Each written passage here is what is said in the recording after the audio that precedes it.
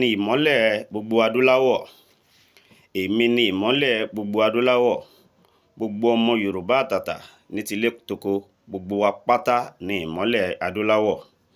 Mo kí gbogbo ẹ̀yin bàbá, ìyá, ẹ̀gbọ́n, àǹtí, gbogbo yín tẹ́ ń wò mí jákèjádò ilẹ̀ Yorùbá àti gbogbo ibi tẹ́ bá wà ní gbogbo àgbáńlá ayé, àti gbogbo ọmọ Yorùbá tẹ́ wà ní gbogbo ibi tẹ́ wà lókè ọya ni àbílẹ̀ Ìgbò ni, gbogbo ọmọ Yorùbá pátápátá ni mo kí.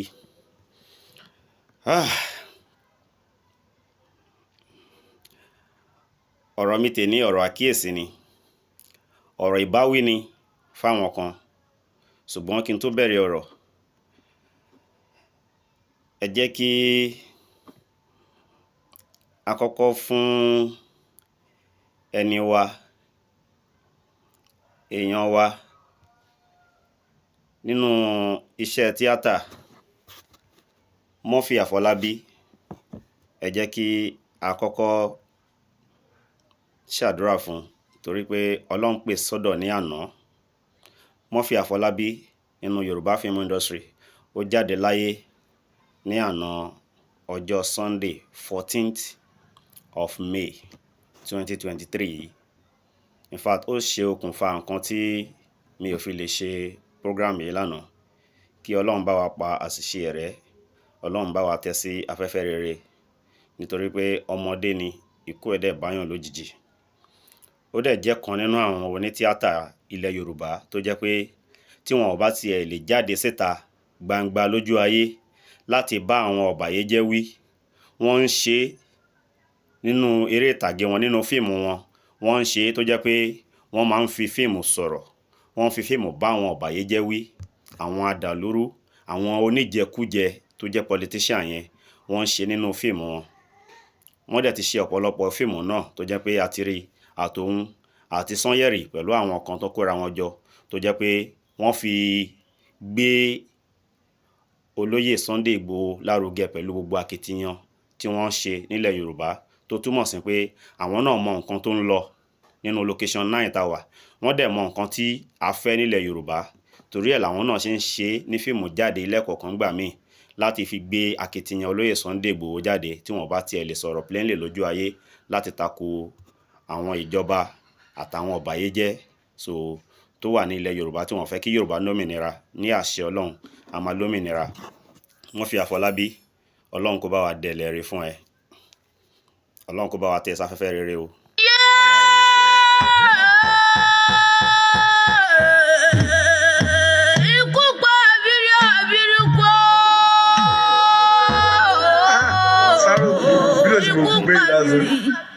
Ikú pa bìrì abìrì lọ́rùn, ikú pa kòkó mi kòkó dànù. Murphy Àfọlábí ni gbogbo wa ń wò yẹn, k'Ọlọ́run bá wa tẹ́ sí afẹ́fẹ́ rere,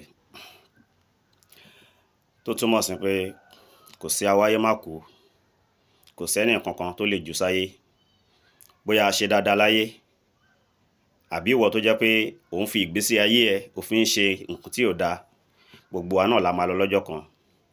Bá a ṣe ń pariwo Yoruba Nation, tí à ń struggle fún Yoruba Nation, láti pé kí gbogbo ọmọ Yorùbá kí a bọ́ lóko ẹrú, kí a má jìyà mọ́, kí ìlú rọrùn fún gbogbo tónílé tàlejò, ti bàbá tọmọ àtorí adé, tó jẹ́ pé báwa kan ṣe ń gbé sókè, ẹ̀yin kan ń fà wálẹ̀.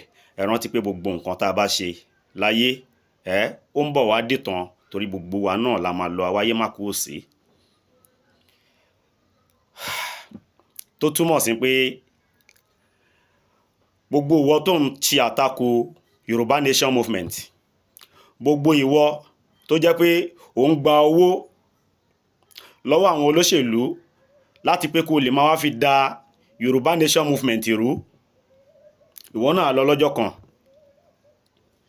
Àtàwọn tó ń gbéṣẹ́ rán yín kí wá máa da Yoruba Nation movement rú, kí Yorùbá má lè lómìnira, kí ìyà lè máa continue láti máa jẹ gbogbo ọmọ Yorùbá, àti ìwọ tí wọ́n gbéṣẹ́ kú rán tó jẹ, gbogbo wa nílẹ̀ máa jẹ lọ́jọ́ kan, ilẹ̀ amúyin lọ́jọ́ kan. Ẹ ṣe ro ìgbẹ̀yìn yín báwo ló ṣe máa rí, torí nǹkan tí kálukú bá ṣe òun náà máa sọ, òun láyé máa ròyìn. nígbà tí kó wa bá lọ tán. Akéwùgbà Gold, kí n kọ́kọ́ bẹ̀rẹ̀ látorí Akéwùgbà Gold. Akéwùgbà Gold, ṣé ìwọ náà ti rí báyìí fúnra ara Akéwùgbà Gold? Tóró sọ̀rọ̀ last time, ó sọ pé ọ̀kan lọ́mọ torí pé àwọn àfáà ló ń jà fún, ó ń jà fáwọn àfáà ni wọ́n ṣe wà lẹ́yìn ẹ̀. À ń sọ fún ẹpọ́ kan lọ́mọ ò jà fáwọn àfáà tó bá jẹ́ pé o ní làákàyè Akéwùgbà Gold, tó ṣe làákàyè. Ìwọ àfáà Akéwùgbà Gold, ṣé o rí pé ọ̀rọ̀ tó sọ ò tí pọ́sẹ̀ kan tí ọ̀kan lọ́mọ ṣe jáde? Ṣé wọn náà gbọ́ nǹkan tọ́kan lọ́mọ sọ nípa ọ̀rọ̀ yín ẹlẹ́sìn, pàápàá yín tẹ́ jẹ́ àfáà, àti nípa ọ̀rọ̀ òṣèlú tó ń ṣe tó fi ń da Yoruba Nation rú àbí tó fi ń bú Ìgbòho ní gbogbo gbà? Akéwùgbà Gold, ṣé ti rí àìpé àìṣe làákàyè yín tó? Ṣákírù ọ̀kan lọ́mọ ó já yín kulẹ̀ nínú statement ẹ̀ báyìí ń sìn àbí ò já yín kulẹ̀? Ẹ jẹ́ ká jọ gbọ́rọ̀ tí Ṣákírù ọ̀kan lọ́mọ sọ. Ẹ jẹ́ ká jọ gbọ́. Akéwùgbà Gold, ìwọ náà fi ti ara ẹ gbọ́. Kó wá rí, ṣé jà àfáà ló ń jà àbò ń jà sápò ara ẹ̀? Orí bó ṣe condemn ẹ̀yin tẹ́ jà àfáà ẹ̀yin Muslim, àbó orí bó ṣe condemn ẹ̀yin àfáà? Fi ti ara ẹ máa gbọ́. Ìwọ náà ó dẹ̀ likely kó ti gbọ́. Ẹ má bí mi nígbà yín jà mọ́.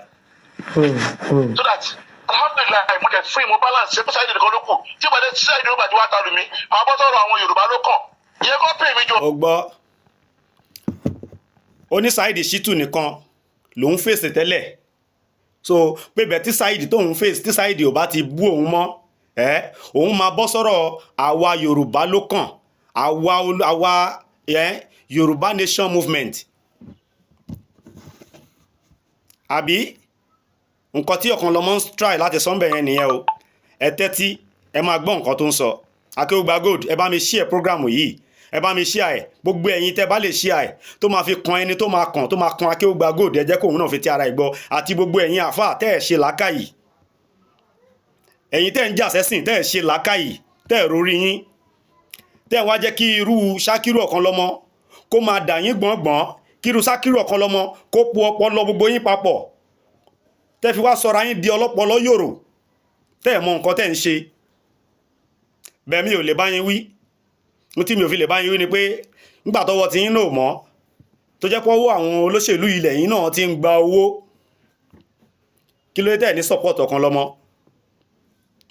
Gbogbo ẹ̀yin àfáà tẹ́ wà lẹ́yìn ọ̀kan lọ́mọ, ẹ̀yin ni mò ń bá wí, especially ìwọ Akéwùgbà Gold tó lè jáde tó ń sọ̀rọ̀ gbé ọ̀kan lọ́mọ lẹ́yìn, ṣé o fi ti ara ẹ gbọ́? Ẹ jẹ́ ká máa gbọ́. Gbogbo àpariwo ẹ̀sìn yìí lọ tó fún olówó bẹ̀yẹn gan eléyìí ìrówó. Ó nítorí gbogbo ọ̀nà ń pariwo ẹ̀sìn, ariwo ẹ̀sìn tó ń pa ọdún òun rówó ń bẹ̀, so pé kò nídìí kí ló ń pariwo ẹ̀sìn fún, because kò lè rówó ń bẹ̀. Owó wo ló fẹ́ rí ń bẹ̀ tó bá ń pariwo ẹ̀sìn? Ṣé ẹ̀yin àfáà tẹ́ sọ fún support yín yìí, ṣé ẹ̀yin lẹ lówó lọ́wọ́ tẹ́ fẹ́ gbé fọ́kan lọ́mọ? Nígbà tó jẹ́ pé gbogbo yín bẹ́gà lẹ́yìn náà, bẹ́gibẹ́gi nìyìn, ẹ̀yin gan bẹ̀bẹ̀ jẹun ni. Ẹ̀yin àfáà iṣẹ́ wo lẹ́yìn náà gbé dání ọ̀pọ̀lọpọ̀ yín, àti wá Akéwùgbà Gold, iṣẹ́ wo lẹ gbé dání tẹ́ fi ń jẹun?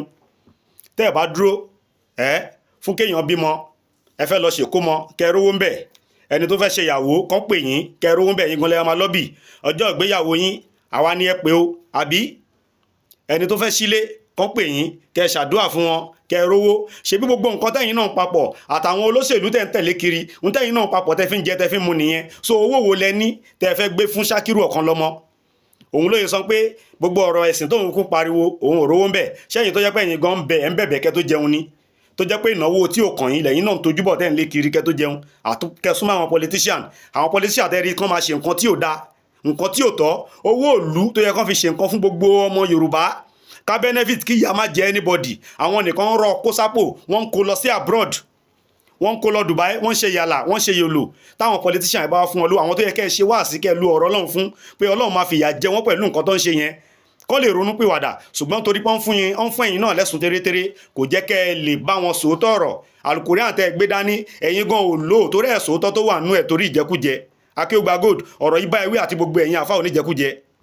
Ó ní òkè ẹ̀ ń gbowó àwọn star Facebook àti YouTube. ìlú ní star ọjọ́ tí mo ti ń sọ̀rọ̀ sọ́dún ìpàdé tí mo ti ń pàdé fún star èmi mi ti gbà kọ́bọ̀ lọ́wọ́ Facebook mi ti gbà kọ́bọ̀ wọ́n kàn ti pa ìyẹn ẹjọ́ ni. ẹ wá sílẹ̀ òkè ṣé òkè ẹ̀yin náà báwo olóṣèlú ṣiṣẹ́ gbó lọ́wọ́ àwọn olóṣèlú ó ti dáa ẹ̀yin ti Tinubu ó dáa. gbowó lọ́wọ́ olóṣèlú mi ti gbowó lọ́wọ́ olóṣèlú mi màmá pariwo olóṣèlú lásán ni ìlú. èmi rò pé nífẹ̀ẹ́ ọmọ Nàìjíríà lẹ́bí ń ṣe bẹ́ẹ̀ látijọ́ ẹni tí ẹ̀ ń gbó ó ti dá àṣírí.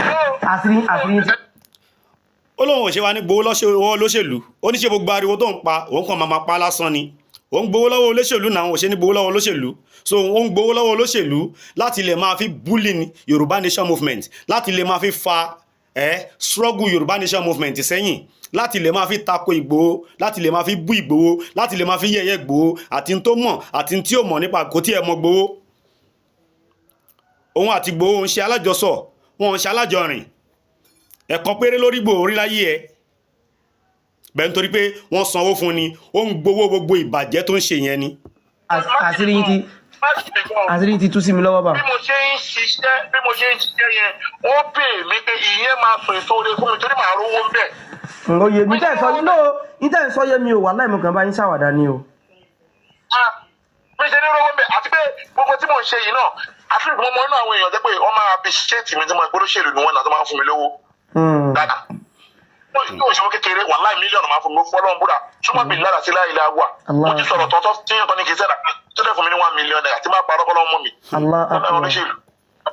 aláì mo búra sọ ìyẹn yẹ kí n mójútó jù ṣùgbọ́n ohun ti bẹ́ẹ̀ náà àwọn tí ò ọ̀rọ̀ ẹ̀sìn tí ò kọ́ mi ni máa ń dá sí. ṣe gbọ́ abẹ́ gbọ́ nǹkan tó sọ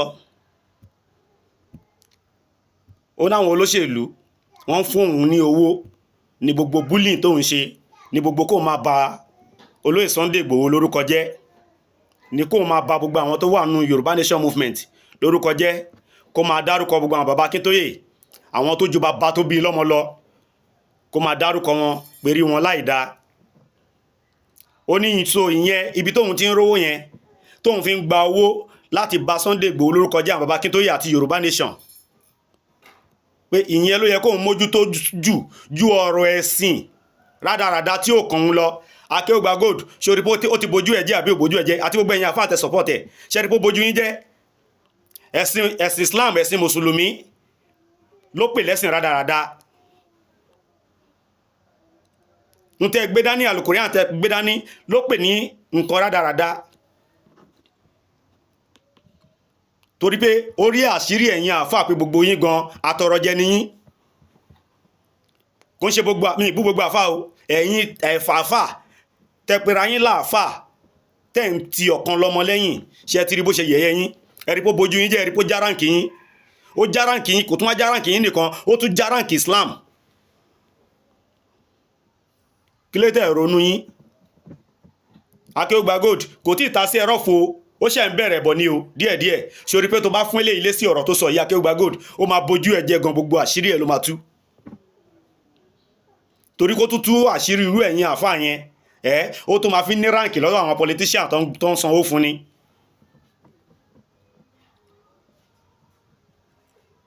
ìyẹn bẹ́ẹ̀ yẹn Professor Banji Akintoye Sunday Igboho ẹjọ́ yìí bí àmọ̀ràn wọ́n ní pánsá òfura pánsá jáná ajá òfura ajá jìn onílé tí ò bá fura olè ní òkò nípa ọ̀rọ̀ àwọn òmìnira 2022 Onitiri anko Professor Banji Akintoye ẹ fura o ẹ fura o ẹ fura o ẹ fura even sí àwọn tó wà lára yín gangan torí ọ̀rọ̀ occupy tí wọ́n ń sọ ń sìn àti gbogbo lẹ́tà tí wọ́n náà fẹ́ fi approve occupation yẹn láti lé gbogbo àwọn gọ́fúnà àti gbogbo olóṣèlú Yorùbá kúrò ní ipò wọn Professor Banji Akintoye mo fẹ́ kẹ́ fura sí gbogbo àwọn foolscap sheet tẹ́ nílé tẹ́ fi write letter ìsídá sí United Nations ní o sí African Union ní o sí West African Union kìíní ní o gbogbo àwọn lẹ́tà heading tẹ́ ń lò especially àwọn tí signature yín ti wà ń bẹ̀ ẹ fura sí àwọn tó bá yín gbé, ẹ fura sáwọn tó ti bá yín gbé rí àtàwọn tó bá yín gbé lọ́wọ́lọ́wọ́, ẹ fura sáwọn tẹ́ ẹ ti fọkàn tán rí. Kó má jẹ́ pé nu lẹ́tà heading yín bóyá eventually ti signature yín wà ń bẹ̀ tó jẹ́ plain sheet, kó má jẹ́ pé wọ́n ti mú lára yín gbà tẹ́ ẹ mọ̀ tó ń bá yín ṣe. Torí lẹ́tà tó fẹ́ kọ, wọ́n lè kọ lẹ́tà yẹn kó jẹ́ pé signature tó máa wà ń sàlẹ̀ signature yín ni. Professor Banji Akintoye, ẹ̀yin ni mò ń direct ọ̀rọ̀ yìí sí. Ẹ jọ̀ọ́ torí Ọlọ́run, ẹ bọ́ta, ẹ tètè decline àwọn òmìnira 2022 Onitiri. Ẹ decline ẹ̀ fún gbogbo ayé, ẹ decline ẹ̀ even fún Nigeria government, ẹ decline ẹ̀ fún West Africa government, ẹ decline ẹ̀ fún African Union, ẹ decline ẹ̀ fún European Union, ẹ decline ẹ̀ fún United Nations. Ẹ jẹ́ kó mọ̀ pé lẹ́tà yẹn is not from you or any of Yoruba Nation gang. Ẹ decline ẹ̀ torí pé àwọn tán ti bá yín ṣe, tán ti bá yín jẹ, tán ti bá yín mú nígbà tá a rò pé àwọn náà fọkàn ṣe Yoruba Nation tó jẹ́ pé bàbá Akintoye wọn ẹjọ́ ń rìn, wọ́n ń bá yín rìn, wọ́n ń bá yín jí. Kó má jẹ́ pé irú àwọn yìí wọ́n ti yọ àwọn dọ́kúmẹ́ǹtì kan lọ́dọ̀ yín tẹ̀yin gan ò mọ̀. Wọ́n ti mú àwọn pépà yín, headline yín tó lè jẹ́ pé ó ti contain signatory yín tẹ̀yin gan ò mọ̀. Ẹ jáde, ẹ debunk gbogbo whatever anything táwọn òmìnira Onitiri 2022 ń ṣe o. Torí Yorùbá ní ó ń déwájú dẹjọ́, ó ń dẹ́yìn dasọ̀. Plan wọn àti ibi tó ń bá lọ ó ń yé wa, àmọ́ ibi tó ń bá lọ o, ibi tó ń bá dé àti ibi tó ń bá lọ àmọ́.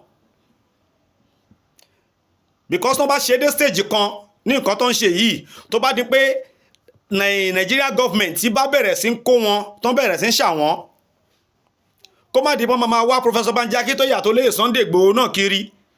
Because tí ẹni foolscap sheet tó contain letter heading yín or signatory yín bá wà ń bẹ̀, wọ́n á ní tẹ́ bá sọ pé ẹ̀ mọ́ pa movement wọn, ta ló sign nǹkan tí wọ́n write yìí, ta ló approve nǹkan tó ń write yìí. So Professor Banji Akintoye, ẹ jọ̀ọ́, ẹ wà very very careful on this.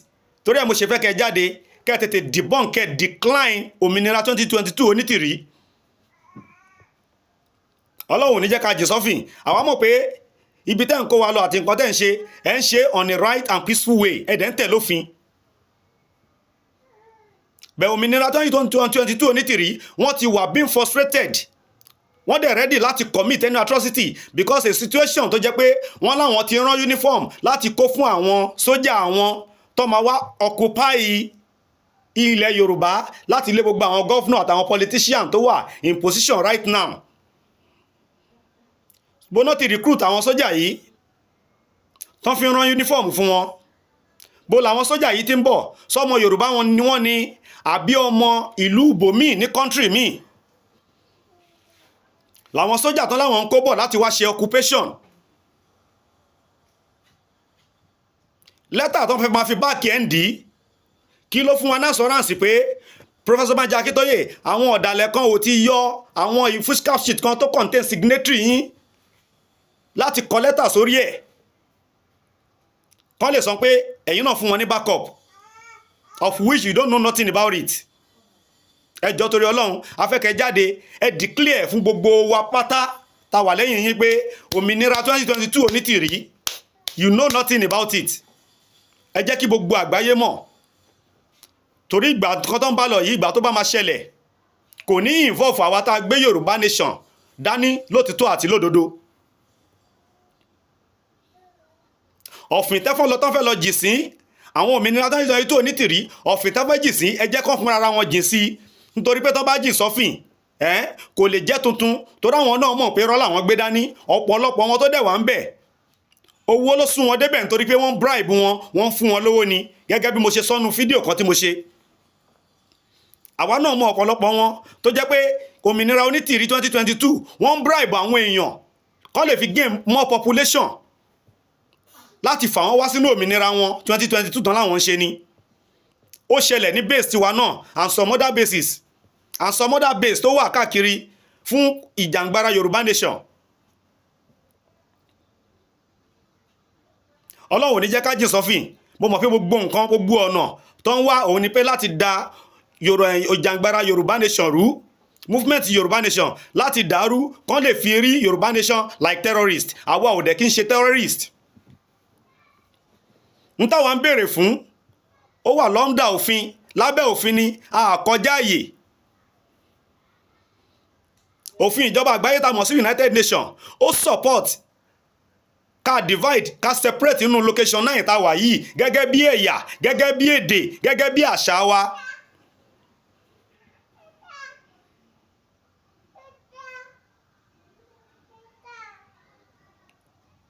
Olóyè Sunday Igboho,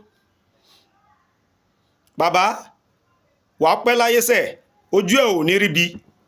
Gbogbo nǹkan tó ti ṣẹlẹ̀, ìlọ́po ìdùnnú ìlọ́po oríire lọ́lọ́run máa fi padà san fún ẹ Sunday Igboho ṣá. Ní agbára ti Ọlọ́run, ní àṣẹ àwọn onílẹ̀, gbogbo àwọn ọ̀bàyéjẹ́, gbogbo àwọn tó ní kó má ṣe ṣe kí Yorùbá má gbòmìnira torí ìjẹkújẹ tó ń jẹ, alálẹ̀ á mú wọn, Ọlọ́run á ṣèdájọ́ fún wọn.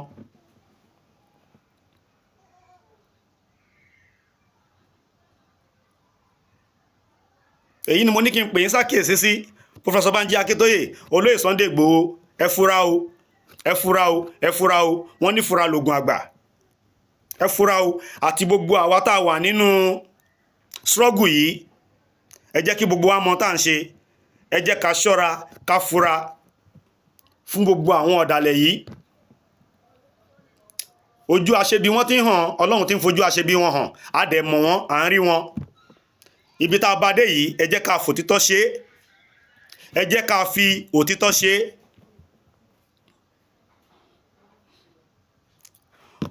Ọ̀rọ̀ tí Ṣákírù Ọ̀kanlọ́mọ,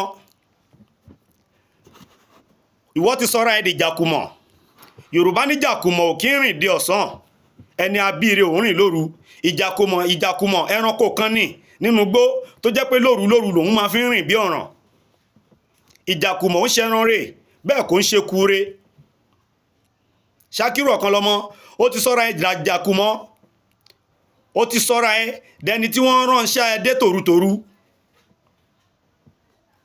Ìwọ làwọn politician ń lò tó ń fún ẹ ní millions kó lè máa fi bully Yoruba Nation movement, kó lè máa fi ba Ìgbòho lórúkọ jẹ́. Àṣírí tú, wọ́n ní bí irọ́ bá lọ lógún ọdún, ọjọ́ kan báyìí lóòótọ́ máa bá.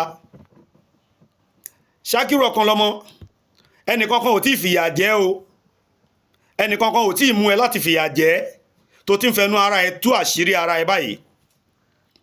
Ìyà Ọlọ́run ò tí dé o kó tó máa fẹnu ara ẹ tú àṣírí ara ẹ. Tí ìyà Ọlọ́run bá wá dé lórí ẹ̀ ńkọ́? Gbogbo bí iṣu ṣe kú tọ̀bẹ ṣe bẹ́, gbogbo ẹ̀ ló máa ṣàlàyé. Àwọn tó rán ẹṣẹ́ dé tòrutòru tí wọ́n náà wá fi sọ́ra ẹ̀dọ́ mọ́ ọ̀sán tó ń kó pọ́npọ́ bá gbogbo àwọn ẹbí ẹ, àwọn tó bí ẹ. Wàá ṣàlàyé nígbà tó bá yá. O mọ̀ pé mo sọ fún ẹ, mo sọ́nu fídíò mi, Ṣákírù Ọ̀kanlọ́mọ kò ń ṣerú ẹ̀. Tó bá ń sọ̀rọ̀ àbí tó ń sọ pé èèyàn kan máa tàkò èèyàn kan, àbí èèyàn kan, àbí bóyá o belong síbì kan, Ọlọ́run súnmọ́ bí láìláṣíláwà kò ń ṣerú ẹ̀ Ṣákírù Ọ̀kanlọ́mọ. Bẹ̀tà àwọn tí ò ní làákàyè, àwọn tí ò fi làákàyè ṣe, tí ò fọpọlọ ṣe nítorí ìjẹkújẹ wọn, láwọn àfáà kọ̀ọ̀kan àtàwọn bí irú àwọn Akéwùgbà Gold, ṣèbáwọn náà ti rí ibi tó ń lọ báyìí. Àbọ̀n rí, torí tó bá jẹ́ pé wọ́n jẹ́ onílàákàyè ni, ń tẹ́ gbé dání, ẹ̀sìn tẹ́ gbé dání, Kùránì tẹ́ gbé dání, tẹ́ fi já àfáà. Tó bá jẹ́ pé ẹ ṣe làákàyè pẹ̀lú ẹ̀sìn àtìmọ̀ tẹ́lẹ̀ mọ́ ni, kò ní jẹ́ pé irú yín ẹ máa dáǹsì sí irú tóònù Ọ̀kanlọ́mọ. Ẹ wo bó ṣe yẹ̀yẹ́ yẹn, wo bó ṣe gọ̀yìn, tó túmọ̀ sí pé làákàyè yín ò ṣiṣẹ́. Téèyàn bá nímọ̀, ó máa ní làákàyè kún ìmọ̀ tó mọ̀ ni. Ń tẹ́ gbé dání tẹ́ ṣe làákàyè pẹ̀lú ẹ̀ tó yẹ pé ìjẹkújẹ kò jẹ́ kẹ́ ẹ mọ̀ tẹ́ ń ṣe mọ́. Owó tẹ́ fẹ́ gbà lọ́wọ́ àwọn politician àbí lọ́wọ́ àwọn tó ń rán yín iṣẹ́ burúkú pé kí Yorùbá Nation má ṣe ṣe, owó yìí ò jẹ́ kẹ́ ẹ mọ̀ tẹ́ ń ṣe mọ́. Òun ló jẹ́ kẹ́ ẹ máa ṣìṣe tó ń bẹ ewúrẹ́, tó ń bọ́mọ ewúrẹ́ tó fi mú ìyá ẹ̀gùn. Ẹ ń ṣìṣe ni ẹ mọ̀ pé ẹ ń ṣìṣe. Bọ́kanlọ́mọ ṣe ń ṣìṣe. Gbogbo orú ẹ̀yin àwọn àfáà tó tẹ̀lé bí irú Akéwùgbà Gold, gbogbo yín ṣìṣe ni, ẹ mọ̀ pé ẹ ń ṣìṣe ni. Alálẹ̀ àtọlọ́run ọba ló ń dájọ́ fún yín. Ìmọ̀ wo ló fẹ́ ní tó ní tọ́lọ́run? Àlùkùránì tó gbé dání ṣe bọ́lọ́run ló dá. Tó bá wá ṣe tí ò dá o mọ̀ pọ́lọ́run máa san ẹlẹ́san ni. Ọlọ́run san yín lẹ́san lọ́lọ́run ṣe ń yẹ̀yẹ́ yín irú gbogbo orí ẹ̀yin Akéwùgbà Gold àtàwọn àfáà yẹ̀yẹ́ yìí. Ó ní mo ṣe ń sọ pé kí Sheikh Àjàní Muyideen Bello kọ́ má dá sí tó ń lọ nítorí pé bàbá ti fọjú ayé wọn ṣe dáadáa. Kọ́ má jẹ́ kírú ẹ̀yin kéékèèké bí irú Akéwùgbà Gold tẹ̀ṣẹ̀ ń bọ̀ lẹ́yìn yìí ẹ má wá fi ti yín ẹ má fi ba ti wọn jẹ́ tẹ́yìn ò bá láti bọ̀ tán tẹ́ ti mọ̀ pé ẹ lè láti bọ̀ tán bàbá tó ti ṣiṣẹ́ dọjọ́ alẹ́ tiẹ̀ Muyideen Bello tó ṣiṣẹ́ dọjọ́ alẹ́ ẹ má fi rádaràda yín ẹ má fi rẹ́ wọn lára.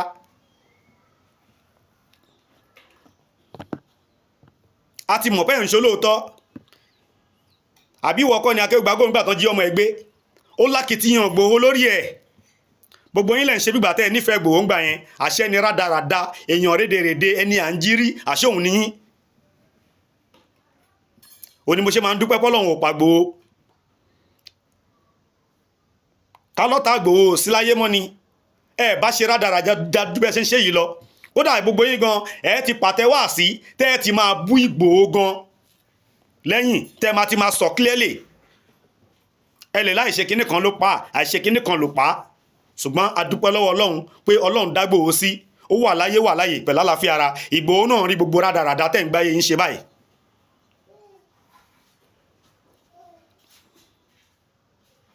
Ẹ wá fẹ́ ẹ kọ̀ ó ilẹ̀ Yorùbá máa gbòmìnira Yoruba Nation máa wá sí ìmúṣẹ láṣẹ Ọlọ́run gbogbo ẹni tó bá sọ pé Yoruba Nation ní wá sí ìmúṣẹ kò ní sojú yín ni adẹ́pàjẹ́pọ́jọ́ tẹ́ ẹ̀kọ́ láyé ó kúrú nìyẹn ajẹ́ pé sẹ̀mí tó kù tẹ́ fẹ́ lónú ayé ó kúrú nìyẹn kékeré ló kù yẹn ajẹ́ pé tó bá kọ̀ látà máa gba Yoruba Nation tílẹ̀ Yorùbá máa gbòmìnira tá a máa dá dúró gẹ́gẹ́ bí orílẹ̀-èdè ajẹ́ pé fẹ́ fàyélẹ̀ lẹ́ni tẹ́ bá ní ànígbà kò ní sojú yín ni o àwa máa gbà láṣẹ Ọlọ́run gbogbo ẹni tó bá sọ pé Yoruba Nation ní wá sí ìmúṣẹ kò yà ní sojú ẹ̀ ni ó máa wá sí ìmúṣẹ torí àṣẹ tọlọ́run ni àṣẹ Ọlọ́run ni Ọlọ́run ló la ilẹ̀ Yorùbá kọjá Ọlọ́run ló sọ pé àkókò tó tí ìran ọmọ Yorùbá tí a máa dá dúró gẹ́gẹ́ bí orílẹ̀-èdè wa àtijọ́ káwọn òyìnbó amúnisìn àwọn òyìnbó akónilẹ́rú kọ́ tó dé àwọn òyìnbó dẹ̀kọ́lá akónilẹ́rú òní mo sọ pé àkókò ń bọ̀ tí mò ń bọ̀ wá sọ̀rọ̀ àkókò ń bọ̀ tí mò ń bọ̀ wá sọ̀rọ̀ lórí olówó ẹrú àwọn òyìnbó kọ́ la akónilẹ́rú àwa Yorùbá gangan ti ń kóra wa lẹ́rú kóyìnbó tó dé nígbà tán rí àṣà àti ṣe wa làwọn náà dáhùn sọ àwọn tó ń pé àwọn fífò yìí ń kóra wọn lẹ́rú ẹ jẹ́ ká máa ra irú lọ́dọ̀ wọn ẹ jẹ́ káwa náà support wọn ká máa kó wọn lẹ́rú látọ̀dọ̀ àwọn ọba aládé àtàwọn bọ̀rọ̀ kìnní kan nílẹ̀ Yorùbá ń gbà yẹn ọjọ́ ń bọ̀ lólúwa wí ọ̀rọ̀ dẹ̀nsìn ọ̀rọ̀ ń bọ̀ lórí yẹn ó kù díẹ̀ ni because mo fẹ́ ní time díẹ̀ kí n fi lè ráyè sọ̀rọ̀ lórí ẹ̀ ní agbára ti Ọlọ́run ní agbára ti Ọlọ́run ní agbára ti Ọlọ́run gbogbo àwa tá a gbé Yoruba Nation dání jákèjádò gbogbo àgbáńlá ayé Ọlọ́run ò ní pa wá lójijì ní sáré lágbára Ọlọ́run iwájú lọ̀pá ibi tí wá ò máa ré sí òkè òkè tẹ́mú rú sí òkè òkè la máa lọ láṣẹ Ọlọ́run ọgbọ́n òye àti làákàyè tí Ọlọ́run máa ń fún ẹ̀dá tí fi ń rí nǹkan tó fẹ́ àṣìf Ọlọ́run á fún gbogbo wa pátá lórí ọ̀rọ̀ Yoruba Nation tó máa fi wá sí ìmúṣẹ ní àṣẹ ti Ọlọ́run Professor Banji Akintoye Ọlọ́run ò ní pa yín nígbà kankan lásìkò yìí Ọlọ́run á bá wa dá ẹ̀mí yín sí bàbá wa yìí lóge àti gbogbo ẹ̀yin àgbààgbà pátá lọ́kùnrin àtobìnrin gbogbo ẹ̀yin yá wa gbogbo ẹ̀yin bàbá wa tẹ́ wà nídìí ọ̀rọ̀ Yoruba Nation pé kí Yorùbá bọ́ lóko ẹrú Ọlọ́run ò ní kanjú pa yín ní àṣẹ Ọlọ́run Yoruba Nation máa wá sí ìmúṣẹ ní ojú ayé yín pẹ̀lú àṣẹ Ọlọ́run á jẹ́ àṣeyọrí nǹkan fún yín láyé. Olóyè Sunday Adéyẹmọ Ìgbòho ṣá Ìgbòho #1 ọ̀gá kan ọmọọṣẹ́ 1 million bàbá Adéloyà 100% Adéloyà not until when I see you I dey loyal to you bàbá carry on we dey your back a wà lẹ́yìn yín bàbá àṣeyọrí la máa ṣe léyìí ní àṣẹ ti Ọlọ́run alágbára Ọlọ́run ọba nìkan lọ́ba alágbára ọlọ́run ọba nìkan lọ́ba lágbára ṣùgbọ́n tó bá ń lé wa wọn ò ní bá wa láṣẹ ọlọ́run tó bá ń wá wa tó ń fa burú wá wa wọn ò ní rí wa ní àṣẹ ọlọ́run orí wa ò ní burú ìṣẹ̀dá wa ò ní gbàbọ̀dè mo kí gbogbo ọmọ yorùbá àtàtà gbogbo ọmọ yorùbá ọmọlúàbí yorùbá nílólóko àti lẹ́yìn odi ní gbogbo ibi tẹ́ bá wà ní àgbáyé gbogbo ọmọ yorùbá pátápátá mo kí yín ẹ jẹ́ ká máa ṣàjọyọ̀ ẹ jẹ́ ká máa múra sílẹ̀ nítorí pé yorùbá nation ní gbígbà ó dé tán láìpẹ́ pẹ̀lú àṣẹ ti ọlọ́run ni pẹ̀lú àṣẹ ti ọlọ́run bó dẹ̀ ṣe máa rí nìyẹn bó ṣe máa rí nìyẹn ní àṣẹ ti ọlọ́run ní àṣẹ ti ọlọ́run so kí ọlọ́run kó gbà fún wa pẹ̀lú àṣẹ títí ẹ̀.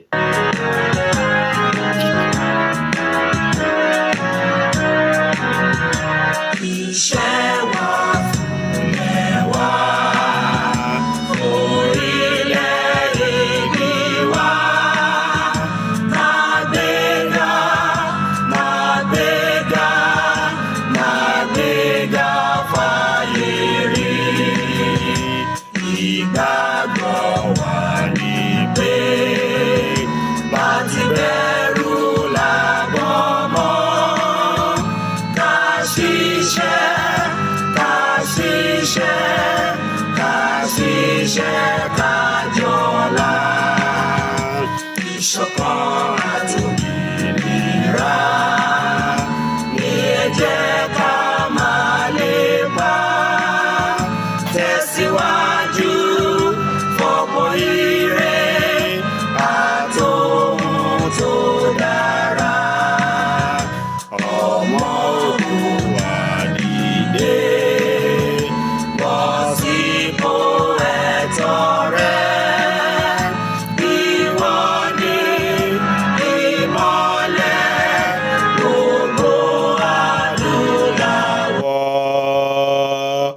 Ìwọ ni ìmọ́lẹ̀ gbogbo adúláwọ̀ èmi ni ìmọ́lẹ̀ gbogbo adúláwọ̀ gbogbo ọmọ yorùbá àtàtà ní tilé toko tó wà lẹ́ gbogbo ibi tá a bá wà ní gbogbo àgbáńlá ayé tí à ń fẹ́ yorùbá nation àwa ni ìmọ́lẹ̀ gbogbo adúláwọ̀ bó ṣe máa rí nìyẹn fún gbogbo ẹ̀yin tẹ́ bá fẹ́ pè mí tẹ́ fẹ́ fún mi ní ìmọ̀ràn kan tàbí kejì àbí tẹ́ fẹ́ bá mi sọ nǹkan kan àbẹ́ ní information tó wà fáìtà ẹ pè mí sórí nọ́mbà tẹ́ ń pè mí sí +234 81 86 98 7066 +234 81 86 98 7066 ẹ pè mí síbẹ̀ both WhatsApp and phone call màá dá yín lóhùn láṣẹ ọlọ́run mò ń padà bọ̀.